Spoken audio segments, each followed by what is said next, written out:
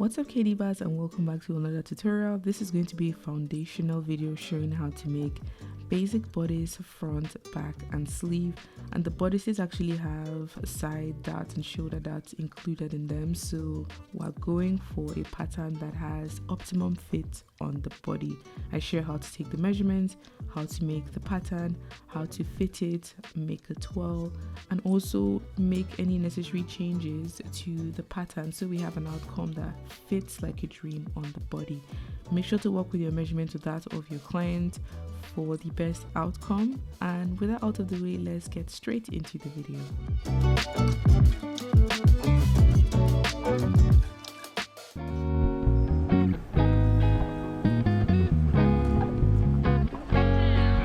The first of many measurements you'll be needing is around your bust, around the fullest part of your bust. This is known as the bust line. Then you also need to measure around your waistline, or the slimmest part of your waist, like so. And once you're done measuring the waistline, the next measurement that is very important when it comes to creating a basic bodice pattern is the bust point to bust point, or bust apex to bust apex, or nipple to nipple. For the sake of this video, let's call it bust point to bust point, which is the fullest part of one bust to the other. Then I'm going in here to measure the vertical distance from my shoulder to my bust line, and then across my back shoulder like this. This would help me plan the width of the shoulder on both the front and the back basic bodice. And with those patterns taken note of, you need to measure how long you want your bodice to be. In this video, I'm doing a half bodice that ends at the waistline. Starting with the front basic pattern, I'm going to be drawing a short horizontal line on a piece of paper like so. This is going to become my shoulder line. From this line, I'm going to be marking my desired bodice length. I worked with 16 inches, so the vertical distance from my shoulder all the way to my waistline. Once I have that marked, I'm going in next to mark the distance from my shoulder to my butt. Then I'm going to go in and draw a horizontal line passing through those points, ensuring that it is perpendicular to the paper edge, which is going to become my center front edge. So I've drawn in the bust line, now I'm drawing in the hemline for my bodice pattern. Next, I'm going to go to the very top edge and mark 3.5 inches below. That's how deep or kind of like open the neckline on the front is, and then it is 3 inches wide, so I'm marking this sideways. Once I have those 2 points marked, I'm going to mark half of my across shoulder measurement. You know that across back shoulder, half of that, mark it along this top line here, which is the shoulder line. And then so the shoulder seam has a natural slant. I'm marking half an inch below that and connecting it to the 3-inch point for that front neckline width to create the shoulder seam that's typically slanted in this direction. The front neckline is just a simple round neck. For the sake of this video, you can always change up your necklines when you use the bodice pattern later in the future. The next thing I'm doing here is marking my bust measurement divided by 4 plus half an inch ease along the bust line, and then I'm coming up by 1 inch along the side seam just to get a bit more coverage along the side of the pattern. And once I have come up by that 1 inch, I'm now going to draw in a front arm curve that goes from the side seam up to the shoulder point like this. Now measure and mark 2.5 inches upwards along this curve like so. This would help you differentiate the front from the back. The front typically has 1 notch, and then back patterns and bodices have 2 notches. Now moving on to the waistline, where I'm going to divide my waist measurement by 4 and add 1.5 inches ease, which is for the dart, and the ease for the waistline, and that I'm going to be connecting back to the bust line along the side seam, so it kind of like curves upwards to reach the bust line. I'm moving on to the bust point to bust point measurement, so divide that by 2 and mark half of that along the bust line. Draw a vertical line that connects the bust line to the waist, because that is going to become your dart area. Darts typically end 1 inch before your bust point, and the front waist dart is 1 inch wide, so I'm marking half an inch on both sides and drawing in a dart that goes from that 1 inch drop to the waistline. The reason why I don't go into the bust point is you don't want to lose any measurement around your bust. It also does not look very flattering when the dart goes all the way into the bust point. I'm just going in here to add seam allowance around my pattern. I like to work with 1 centimeter, which is roughly half an inch. Add as much as you think you need. Seam allowance gives you a little bit of measurement to stitch your garment together. Some people like to add it onto their fabric directly as well with chalk. I like to just add it onto the pattern, so I don't have to think about it when I've pinned my pattern onto fabric. So I'm just adding annotations, added a grain line later on, and this plan is actually what I'm going to be using for my back basic bodice. I'm going to grab a piece of paper and layer that over my front plan or front bodice pattern that I just created.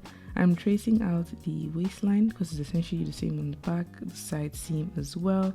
It is the same shape on the front and the back, same as the shoulder seam, like so. The two main differences for the back is the neckline and the arm curve. The back neckline is typically a lot shallower, so it's not as deep, and I'm working with 1.5 inches, so then I'm going to mark around this area, and then I'm going to draw in a regular round neckline on the back. And for the arm curve, it is a lot shallower compared to the front. The center back edge I'm keeping straight. Along the center back you can add a zip or buttons, but here I'm just going in to draw in the back arm curve using my pattern master, which is, you can see around the bottom edge, is not as deep compared to the front. To help me differentiate, I'm adding a second notch. So the first one I transferred from the front, and I'm adding a second one to help me differentiate the front pattern. The back dart is also different. It goes all the way to the bust point because we don't have busts on our back, so it works that way when you go and draw your dart all the way to the bust point. This I'm extending down to the waistline seam allowance, transferring the notch for the bust line.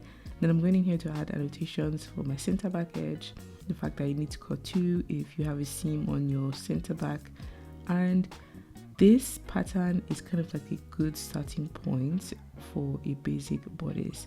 And I'm just going in here to add grain lines on my front and back patterns because I forgot to do so earlier on. Grain lines help you cut your pattern along the natural grain of your fabric so it folds and drapes in a natural way. I'm going to be cutting out a toile. This is just simple calico and I have it folded, and I'm going to be matching the folded edge of the fabric to the center front edge, and then I'm going to be cutting 2 pieces for my back. So 1 piece for my front, 2 pieces for my back, and I'm going to be sewing the toile to check that this pattern is correct.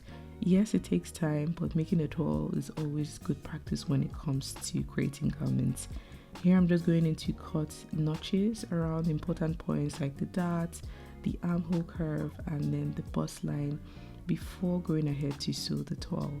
I have my front here and I'm going to be transferring the dart, and a technique I use for my dart point is I just take a pin, I pass it through the dart point on the paper onto the fabric, so this is the wrong side of the fabric, and with a chalk or a pen that is like erasable, mark that dart point. And because you've already cut the notch along the hemline and you've marked this point using like the pin and the chalk technique, you know once you remove the pattern and put it aside, you essentially just fold in the waistline and look for where that point is, and that would guide you when it's time to actually sew in the dart.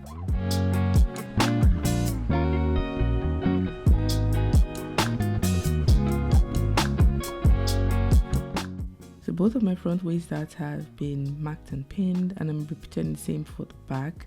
But if you're a total beginner and you worry about sewing the dart in the right shape and direction, is draw the stitch with a chalk. So from the hemline all the way to the dart point, draw with a chalk and sew along that point. You want to sew into the point so it makes a clear triangular shape, and you do a back stitch when you get to the end. The more pointy the end of the dart is, the smoother it's going to open around your bust. So I have all the darts for the front and the back stitch, and I'm going to be putting right sides together and joining the side seam and the shoulder seam, leaving the center back open so I can like fit this on to see how everything is on the body. If I want to make any changes, this is why making a toile is important. I often skip it, but when you're doing foundational pieces like this that will go on to become the basis a lot of your project, it's important to actually make a toile just to check that the pattern is correct. So this is what the first toile looks like. It actually doesn't look very bad, from being completely honest. If you're making like a simple boxy shirt, this pattern works, but you can see there are some fit issues that I'm going to be fixing. So the shoulder, I think, is just a little bit too wide. I'm going to go in by 1 inch on the shoulder for the front and the back, so just trim it down. And then there's a lot of gaping happening around the front and the back armhole. So this I'm simply just going to pin on myself and just mark with like a pen or a chalk, so I know how much of this gaping I need to remove, because this I'm actually going to transfer to my pattern. So I'm just going in here to mark the points like so. This is how much I need to remove for the front, and then there's a lot on the back as well, as you can see. So this I'm just simply going to pin away.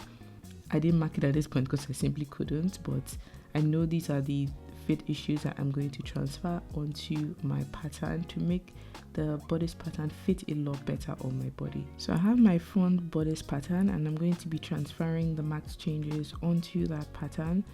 I'm going to be measuring the dart distance from my shoulder, so I know exactly how far away to transfer the dart or the excess on that front arm curve.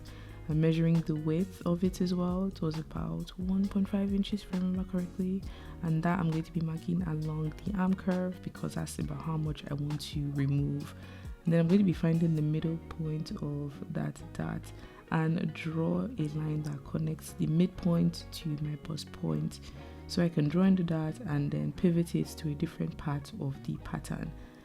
The dart needs to end 1 inch before the bust point. It's very important that you remember that, and I'm going to be drawing it from the side or the marked point to that 1 inch mark like so, and that excess is what I don't want and what I will need to get rid of. However, you need to pivot it to a different side of the garment or the pattern, and I'm going to be moving it to the side. So I'm measuring 3 inches down the side seam, and I'm going to be drawing a line that goes into the bust point. That is where I'm going to be moving my dart to, so it's going to become a side dart. I'm going in here to mark the 1 inch point away from the bust point, and then I'm going to cut along the side line and along one end or one side of the dart line on the arm curve. Once you have those two lines marked and cut away, you are able to move the dart from the arm curve to the side seam. This is called like dart manipulation. So I'm just taping down the side where I don't want the dart to be, which is that arm curve area, because I've moved it away from there. And I'm going to add some paper underneath so I can fill in the side dart and true out or even out the front arm curve. I'm just layering some paper under the pattern like so, and I'm going to be taping it down. This is going to give me extra to fill up the gaps that I have on this front pattern. The first being the arm curve, which is looking a bit funny, so that I'm going to be correcting along the bottom curve like this, so I have a smooth front arm curve. Once I'm done doing that, I'm going to be transferring the front notch, which sort of like got missing in action. And then the side dart has to end 1 inch before the bust point. I'm transferring that point like so, and I'm just drawing in the side dart that is now going to sit on this side of the pattern. So the end of the edge of the dart looks natural and falls where I want it to. I'm folding it inwards so the ends match, and I'm folding it downwards, and with a tracing wheel just trace along the side seam. And once that is done, it gives me the natural fold or shape that the dart should have around the side seam. So I'm cutting out the excess paper that I don't need, and this is the front pattern all done with the changes. But I want to go in to actually shorten the shoulder, because I just want it a little bit more narrower, and I'm going in by like 1 inch. This is optional. If you feel like you're happy with your shoulder seam, you can leave it the way it is. I just wanted mine to just sit a lot more naturally on my body. So I'm cutting away the excess paper along that shoulder seam, clarifying my front notch, and this is my front bodice pattern all done. I'm going to also do the same for the back. You know, the back has the excess on the arm curve and then the shoulder shortening.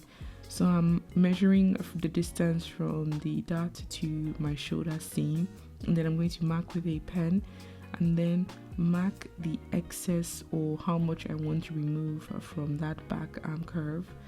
and that I'm going to mark along the pattern as well, and find the middle point of that measurement and draw a line that goes from the middle point to my bust point.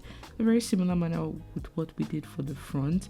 Basically, you mark and draw in the dot on where you marked it on your toile, which is the arm curve, and you would need to pivot it to a different part. So back bodice patterns typically have the dot on the waist and on the shoulder. So I'm going to be marking the middle point of my shoulder seam and draw a line that connects to the bust point, and that is when I'm going to be pivoting the dots to the shoulder seam.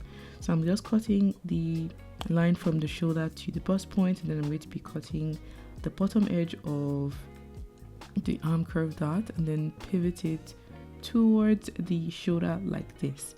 So this way I have the dot along the shoulder, and then I'm going to go in and smoothing the back arm curve, kind of like how I did for the front. So I'm just taping some paper to the pattern so that fills up any gaps and holes or irregularities, and I can go in and actually like correct the pattern. The first correction I'm doing here is the back arm curve, make it a really nice smooth curve, yes, shallower than the front, and transfer the back notch, which is typically 2 notches. And then the shoulder, I'm going to be folding the shoulder that I'm folding in like this and point it towards the neckline, and with my tracing wheel draw or just like trace out the natural shoulder seam, so that gives me the right shape that the dot should be along the edge. And I'm just drawing in lines to connect the holes that my tracing wheel made. And after doing this, I'm going to be marking the dart length. The dart length is typically 2 to 4 inches, and a good way to know how long your dart should be is measure like halfway of your back arm curve, or the distance from your shoulder to the middle of your shoulder blade. That is usually how long the back dart is. It doesn't go all the way to the bust point. Mine was around 4 inches, and I'm going to be drawing a dart that is in this shape, so it goes from the 4-inch point back to the shoulder seam. I'm also going to go into shorten the shoulder by 1 inch because I made that change to the front, and because the front and the back have to match on the shoulder on the side, it is important that they are the same width. So here I'm just cutting out the excess paper that I don't need, and this is what my back bodice pattern looks like. So these are the main changes I've made. Off camera, I traced off the pattern onto another set of paper because there was just a lot of lines going on and it was a bit confusing for me, but this is what the patterns look like.